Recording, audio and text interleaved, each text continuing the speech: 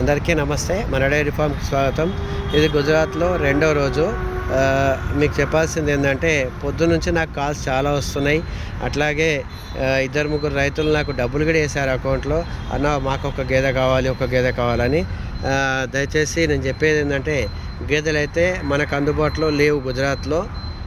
ఇప్పించడానికైతే నాకు ఇబ్బంది ఏం లేదు, కానీ రేట్లు అయితే చాలా ఉన్నాయి. అవి ఇచ్చే పాల కెపాసిటీ కూడా 5 నుంచి 6 లీటర్లు దాటవు. వాటికే 1,20,000 నుంచి 1,50,000 చెప్తున్నారు. 15,000 ఖర్చు అవుతుంది హైదరాబాద్ రావడానికి. బట్ ఈ రేట్లో గేదెలు కొనుక్కుంటే మనకేమి వర్తబుల్ కాదు. కాబట్టి దయచేసి ఆలోచించండి. గేదెలు అయితే రేట్లు పెరిగినాయి. ఉన్నా కూడా క్వాలిటీ గేదెలు లేవు. అసలు ఒక 10 రోజుల్లోనే ఇంత మారిపోతుందని నేను కూడా అనుకోలేదు. కానీ చాలా గేదెలు అసలు లేవు గుజరాత్లో.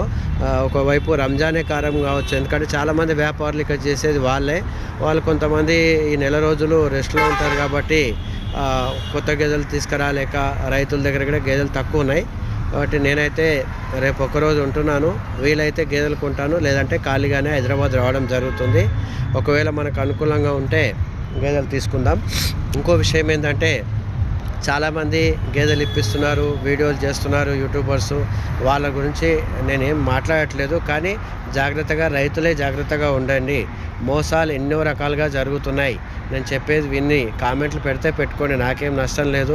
నేను ఈ నెల 2 నెలలు బిజినెస్ చేయకుండా నా డైరీ నడుస్తుంది, నేను ఇబ్బంది ఏం లేదు. కానీ రైతులకు ఇబ్బంది పెట్టే పని మాత్రం నేను చేయాలనుకోవట్లేదు. ఇక్కడ చాలా వరకు ప్రెగ్నెంట్ గేదెలే ఉన్నాయి. వాటికి గుజరాత్లో మెయిన్ ప్రాబ్లం ఏంటంటే అసలు ప్రెగ్నెంట్ గేదెలు తీసుకుంటే అన్నీ బాగానే ఉంటాయి, మనం పోయి ఈనిన తర్వాత ఒక రూమ్లో పాలు రావు. ఇలా నేను కొనుక్కొచ్చిన గేదెల్లో దాదాపు 300 గేదెలు కొన్నాను. అందులో 20 గేదెలు అట్లానే వచ్చినాయి. కాబట్టి అది అనుభవం ఉండి ఎక్స్పీరియన్స్ ఉన్న వాళ్ళే కొనండి. లేకపోతే ప్రెగ్నెంట్ గేదెలు ఇప్పిస్తున్నారు కదా, ప్రెగ్నెంట్ టైంలో గేదె బాగా కనపడుతుంది మనకి, దాన్ని చూసి మోసపోయి మాత్రం గేదెలు కొనకండి దయచేసి. ఇప్పించే వాళ్ళకి కూడా నాలెడ్జ్ ఉందా లేదా నాకు తెలియదు. మీరు నేర్చుకున్న నాలెడ్జ్ సగమే అని నేను చెప్పగలుగుతాను. ఎందుకంటే మీరు డైరీ నడపడమే సంవత్సరాలు దాటలేదు, అప్పుడే ఎక్స్పీరియన్స్ ఉన్న వాళ్ళలాగా అన్నీ ఎక్స్ప్లెయిన్ చేస్తున్నారు గేదెల గురించి. చాలా ఉంది అన్న నేర్చుకునేది, ఇందులో ఎంత నేర్చుకున్నా మనకేం తెలియదు. కాబట్టి జాగ్రత్తగా ఇప్పియండి, మీరు బాగుండండి, వాళ్ళు బాగుండండి. కానీ రైతులు ఒక్కరే నష్టపోయిన తర్వాత ప్రతిసారి కొత్త రైతులను పట్టుకొని బిజినెస్ చేస్తా అంటే మాత్రం ఏ రోజైనా మన ఛానల్ మనం మూతపడడం ఖాయం, గుర్తుపెట్టుకోండి. లేకపోతే ఆ రైతులు ఆ యొక్క పొట్ట కొడితే మనకు వచ్చేది ఏముండదు.